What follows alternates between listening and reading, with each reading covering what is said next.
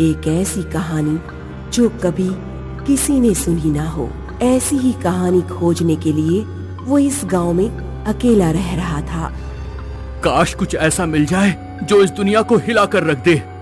सारे गांव को ये बात पता थी और फिर एक रात जयेश दास के घर के दरवाजे पर दस्तक हुई। इस वक्त कौन आ सकता है? जी आप? नमस्ते बाबू, मेरा नाम संत राम है। मैं इस गांव से गुजर रहा था जब ये जोर की बारिश होने लगी। अब मेरे पास कोई गाड़ी या छाता भी नहीं है। क्या मैं कुछ देर आपके घर पर रुक सकता हूँ? हाँ, आ जाइए। आप तो पूरी तरह भीग गए हैं, कहीं ठंड ना पकड़ ले आपको। शुक्रिया बाबू, आप बड़े दिलदार हैं। कुछ देर बाद संत राम और जयेश बातें करने लगे। लगता है आप लेखक हैं। हाँ। तो क्या लिख रहे हैं आप? क्या बताऊं संतराम जी, कोई अच्छी कहानी ही नहीं मिल रही। ऐसे कैसे हो सकता है? ये गांव तो कहानियों का भंडार है। तो आप ही बता दीजिए कोई। जरूर जरूर, पर एक शर्त है। वो क्या? मैं कहानी बिना रुकावट के सुनाना चाहता हूँ। आप बीच में सवाल नहीं करेंगे और ना ही यहाँ से उतर कर कहीं जाएंगे। मंजूर है? हाँ, आखिर लेखक हूँ, कहानियों की इज्जत करना मुझे आता है। तो सुनिए फिर, बड़ी भयानक कहानी है। आशा करता हूँ आपका दिल मजबूत हो। इस गांव में करीब 30 साल पहले एक अजीब हादसा होने लगा था। बात उस सड़क की है जो इस गांव से पहाड़ियों तक जाती है। उन दिनों कई लोग जो इस सड़क से गुजरते वो लापता हो जाते। गुमशुदा लोग मर्द होते और वो भी शादीशुदा। जब करीब 20 मर्द इस तरह लापता हुए तब ये बात गांव के सरपंच की नजर में आई। हमें लगता है ये किसी जानवर का काम है, पर कोई जानवर सिर्फ हट्टे कट्टे मर्दों को क्यों ले जाएगा? सरपंच जी, मुझे लगता है कि ये किसी डाकुओं की टोली का काम है। शायद वो उन लोगों को अपने गिरोह में शामिल करने के लिए उठा ले जाना चाह रही है।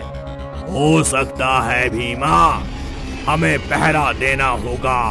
तुम इस रास्ते का पहरा दो, ठीक है? जी सरपंच जी। भीमा ने उस सड़क पर पहरा बढ़ा दिया। अगले दिन वो वहां से अकेला गुजर रहा था। तभी वो क्या है?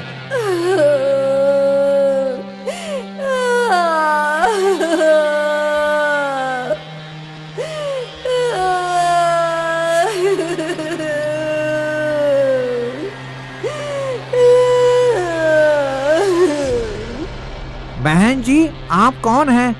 इस तरह जंगल में अकेली क्या कर रही हैं? आपको यहाँ अकेले नहीं आना चाहिए। चलिए, हमारे साथ चलिए। मेरा पति वो मेरे साथ ही था, पता नहीं कहाँ चला गया।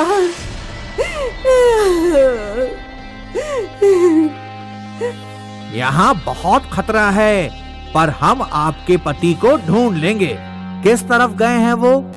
आइए मेरे साथ। यहाँ है आपके पति। उसे छोड़ो, आप हो ना? ये अब क्या कर रही हैं? ये अब क्या कर रही हैं? फिक्र मत करो, मैं आपको बहुत खुश रखूंगी।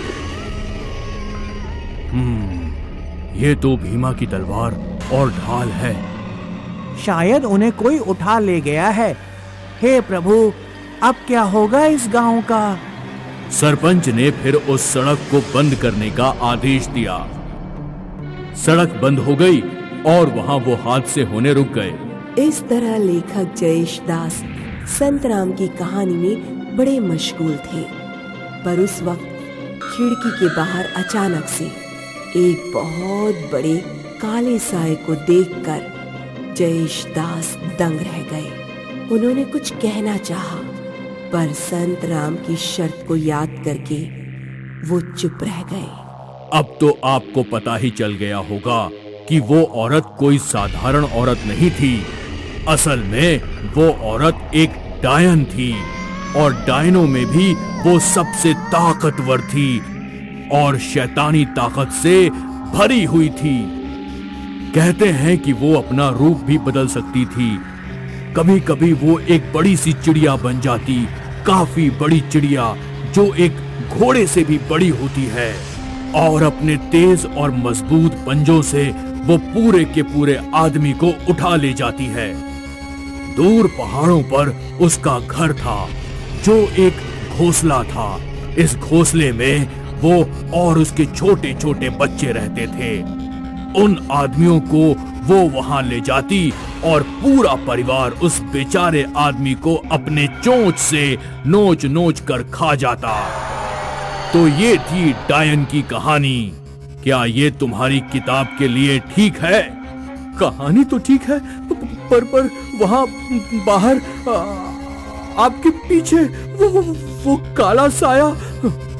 तुमने ये नहीं पूछा कि मुझे ये सब पता कैसे चला? कैसे पता चला? आपको आप कौन हैं? आओ बताता हूँ। क्या करूँ, अब सड़क भी बंद कर दी है और मेरे बच्चे भी बड़े हो गए हैं, तो इस पापी पेट के लिए कुछ ना कुछ तो करना ही पड़ेगा ना। मतलब तुम वो। हाँ, मैंने कहा था ना कि डायन रूप बदल सकती है, और वो उसका रूप ले लेती है जो उसके शिकार को सबसे ज्यादा देखना होता है। तुम्हें तो यही देखना था ना कि कोई तुम्हारी कहानी सुनाने वाला तुम्हें मिल जाए। तो कहो, कैसी लगी कहानी?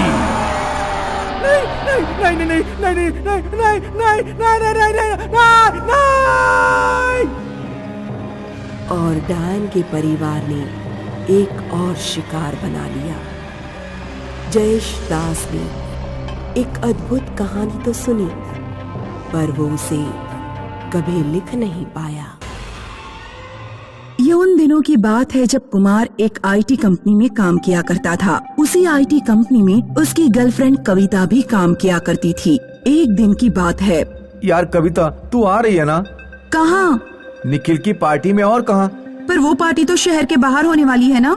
हाँ। नहीं, मैं नहीं आ सकती। तू तो मेरी फैमिली के बारे में जानता ही है ना, खा जाएंगी मेरी माँ मुझे। कोई बहाना देकर आ। अब कोई और बहाना दिया तो माँ घर से निकलना बंद कर देंगी। तो तू नहीं आएगी? मैं भी सोचता हूँ फिर जाऊँ या नहीं।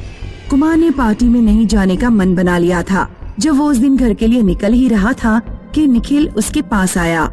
यार तू कल आ रहा है ना? वो मैं सोच रहा था, तेरे बिना मेरी पार्टी सूनी रह जाएगी। अब एंड मोमेंट पे टांग मत दे यार। कुमार ने कुछ सोचा। चल ठीक है, आ ही जाता हूँ। वैसे भी काफी समय से कोई पार्टी अटेंड नहीं की है। ये हुई ना बात। कुमार अपने घर के लिए निकल गया। अगले दिन ऑफिस के बाद कुमार एक और कलीग को अपनी बाइक पे बिठाकर निखिल की पार्टी के लिए निकल गया। रास्ता काफी लंबा था, पर वो दोनों बातें कर रहे थे, इसलिए कुमार को पता नहीं चला। पार्टी के वेन्यू पर पहुंचकर सभी ने काफी एंजॉय किया। रात के लगभग 1 बजे होंगे जब कुमार ने घर लौटने का सोचा। उसके सारे कलीग्स वहीं पीकर टुन थे। चल मैं घर निकलता हूँ, कल ऑफिस में मिलेंगे। हाँ संभाल के जाना। कुमार वहाँ से अकेला निकल गया। उस रात बहुत अंधेरा था। लगता है आज अमावस है। कुमार अपनी बाइक चला ही रहा था कि एक सुनसान रास्ते पे उसे एक औरत खड़ी दिखाई दी। कुमार असमंजस में था कि उसे बाइक रोकनी चाहिए या नहीं। शायद उस औरत को मदद की जरूरत हो।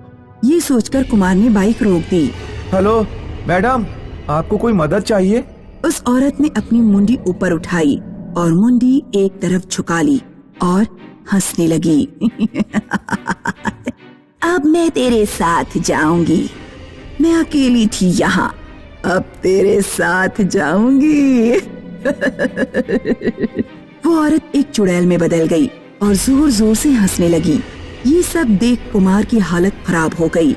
उसके पसीने छूटने लगे। उसने झट से अपनी गाड़ी शुरू कर दी और डर के वहाँ से भागने लगा। जय हनुमान ज्ञान गुण सागर, जय कपीस तिहु लोक उजागर। कुमार बाइक चलाते चलाते डर रहा था और साथ ही हनुमान चालीसा पढ़ता जा रहा था। उसका सारा नशा उतर चुका था। जब उसने मिरर में देखा तो उसे वो चुड़ैल नजर आ रही थी। वो और तेजी से बाइक चलाने लगा। बाइक चलाकर वो सीधे अपने घर पहुंचा और उसने अपने आप को रूम में बंद कर लिया और फिर वो बिस्तर में घुस गया। जय हनुमान ज्ञान गुण सागर, जय कपीस लोक उजागर। ऐसा करते करते कब उसे नींद आ गई उसे समझ नहीं आया। अगली सुबह उसकी माँ रूम का दरवाजा खटखटा रही थी। अरे बेटा, देर हो गई है, ऑफिस नहीं जाना है क्या? माँ की आवाज से कुमार उठा और उसने जैसे ही दरवाजा खोला उसे माँ में वो चुड़ैल दिख रही थी। वो वापस डर गया। चली जा यहाँ से। कौन है तू? मेरे पीछे क्यों है? मैं तेरी माँ हूँ। कुमार की यह हालत देखकर उसकी माँ ने उसके पिता को आवाज लगाई। अजी सुनिए, देखिए कुमार को क्या हो गया है। जब उसके पिता वहाँ आए तो वो भी हैरान थे कि कुमार ऐसी अजीबोगरीब हरकतें क्यों कर रहा है। कुमार अपनी माँ को देखकर चली जा कह रहा था। तुम जाओ और डॉक्टर को कॉल करो।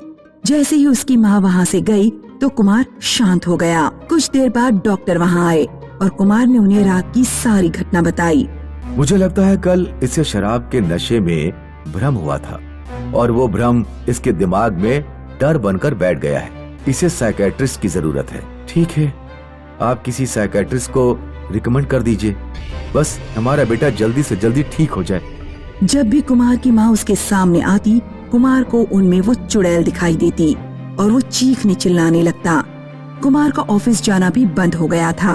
कुमार ने अपने आप को उस कमरे में बंद कर लिया था। कई दिन कुमार ऑफिस नहीं गया, इसलिए कविता उसके घर आ गई। कुमार की माँ ने उसे कुमार के बारे में बताया। अब समझ नहीं आ रहा कि मेरे बेटे को क्या हो गया है। आप फिक्र मत कीजिए, मैं कुमार से बात करती हूँ। अब तू ही उसे समझा सकती है। पर जैसे ही कविता कुमार के सामने गई, कुमार को कविता में भी वो चुड़ैल दिखने लगी। चली जा, छोड़ दे मुझे अकेला, छोड़ दे। कुमार का ये बर्ताव देखकर कुमार के पापा कविता को रूम से बाहर ले गए। बेटा, लगता उसे तुम में भी वो चुड़ैल दिख रही है। पर क्यों अंकल? वो तो मुझे नहीं पता। एक साइकियाट्रिस्ट के पास कुमार का इलाज चल रहा है, वो जल्दी ठीक हो जाएगा। तब तक तुम उससे दूर रहो, वही अच्छा है। मुझे लगता है कि जो कुमार बोल रहा है वो सच है। क्या मतलब? हो सकता है वो चुड़ैल सच में यहाँ हो और बस कुमार को ही दिख रही हो। ये कैसे हो सकता है? हो सकता है चुड़ैल जिसको पकड़ लेती है बस उसी को दिखती है। मैं नहीं चाहती कि वो चुड़ैल मेरे बेटे को नुकसान पहुंचाए, इसीलिए हमें इसे पीर बाबा को दिखाना होगा जल्द से जल्द। जैसी आपकी मर्जी। अगली शाम कुमार के माता पिता पीर बाबा के पास जाने के लिए तैयार हुए। उसकी माँ परेशान थी कि कुमार घर पर अकेले कैसे रहेगा। आप जाके कुमार से बात कीजिए। बेटा कुमार, हम तुम्हारा इस चुड़ैल से पीछा छुड़ाने के लिए ही पीर बाबा के पास जा रहे हैं। शायद वो हमें कोई ताबीज वगैरह दें, पर तब तक तुम घर में अकेले रह पाओगे? हाँ पापा, पर आप कोई उपाय ढूंढ ही लाना। हाँ, उम्मीद तो है। चलो हम चलते हैं, तुम ख्याल रखना। खाना बाहर डिनर टेबल पर रखा है। जी पापा। कुमार के माता पिता उसे अकेले घर में छोड़कर चले गए। सूर्यास्त हुआ और अचानक कुमार को घुंघरुओं की आवाज सुनाई देने लगी। वो डर गया। जब उसका ध्यान शीशे पर पड़ा तो उसने देखा कि वो चुड़ैल शीशे में ही थी। कहाँ भाग रहा है? मैंने कहा था अब से मैं तेरे साथ ही रहूंगी। नहीं, माँ पापा कुछ ना कुछ जरूर करेंगे। वो चुड़ैल शीशे से बाहर निकली। मेरे पास मत आओ, मैं बोल रहा हूँ, मेरे पास मत आओ। कुमार डरते हुए सीढ़ियाँ चढ़ने लगा। अब कुमार और चुड़ैल दोनों छत पर थे। दूर जा, मुझसे दूर जा। वो चुड़ैल हंसते हुए कुमार के पीछे आ रही थी। कुमार डरा हुआ था, उसने पीछे देखा नहीं। उसका पैर फिसला और वो छत से गिरकर मर गया। कुमार की आंखों में डर था और वो चुड़ैल छत पर खड़े रहकर हंसी जा रही थी।